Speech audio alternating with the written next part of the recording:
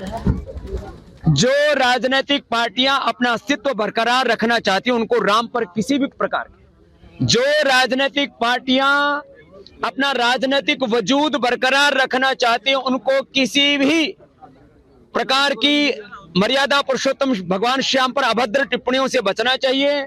जो राम को गाली देंगे, राम को कोसेंगे, जो राम के बारे में अभद्र बातें करेंगे, राम जी की कृपा से उनका राजनीतिक मोक्ष नहीं तो बहुत जल्दी ही हो जाएगा।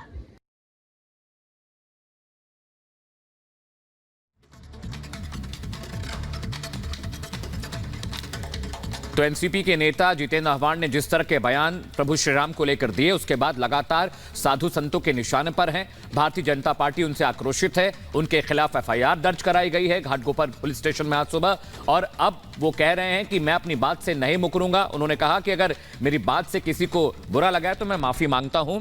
और देखिए अब ये बवाल बड़ा होता जा रहा है। बिल्कुल, तो जिस तरीके से आप देख रहे हैं कि प्रभु श्री राम पर इंडी गठबंधन के नेता जितेंद्र आव्हाड की ओर से जिस तरीके की टिप्पणी की गई, उसके बाद बीजेपी लगातार माफी की मांग कर रही है और दूसरी ओर लगातार साधु संत नाराजगी जाहिर कर रहे हैं कि आखिर बार बार राम का अपमान क्यों किया जा रहा है। देखिए इस खास रिपोर्ट में।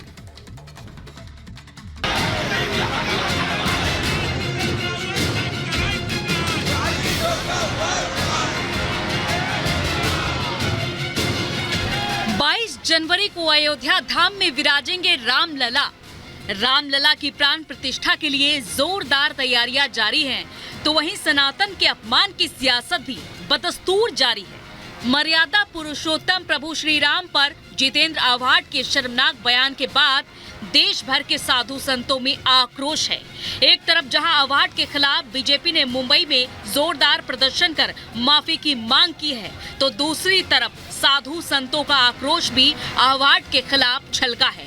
पहले मुंबई में बीजेपी के आव्हाड के खिलाफ प्रदर्शन की तस्वीरें देख लीजिए।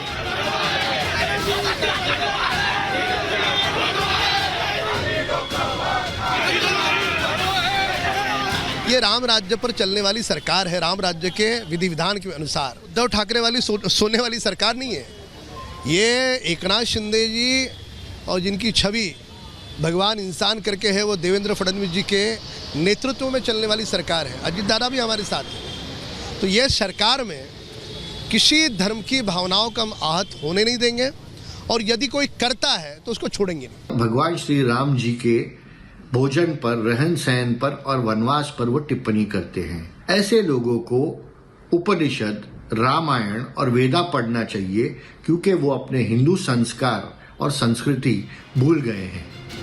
साधु संतों ने शर्मनाक बयान पर जबरदस्त प्रतिक्रिया दी है। प्रभु श्री राम के खिलाफ विवादित बयान के बाद संतों में आक्रोश है।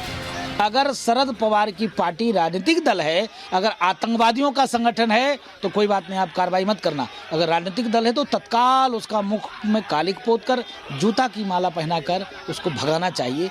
यह अत्यंत निंदनीय है, ये हिंदुओं को मर्माहत करने वाला है। और अब इस पे स्पष्ट हो गया है कि जब नाश मनुष्य का आता है पहले विवेक मर जाता है। वही हाल ये इंडिया गठबंधन वालों की है। राक्षसी प्रवृत्ति के लोग हैं और इनका विनाश हो रहा है। ये अपने विनाश को देखते हुए बौखला गए। ऐसा कहना गलत है और झूठा है। ये निंदनीय भाषा बोल रहा है। हमारे प्रभु को बदनाम करने की जो भाषा बोला वो है बहुत ही निंदनीय है, बहुत ही निकृष्ट यह विचार है। इसलिए इसकी जितनी घोर निंदा किया यह कम है। जाहिर है आव्हाड के शर्मनाक बयान ने बीजेपी को इंडी गठबंधन की तुष्टीकरण की राजनीति को जनता के सामने रखने का एक और मौका दे दिया है। Bureau report, Republic Bharat.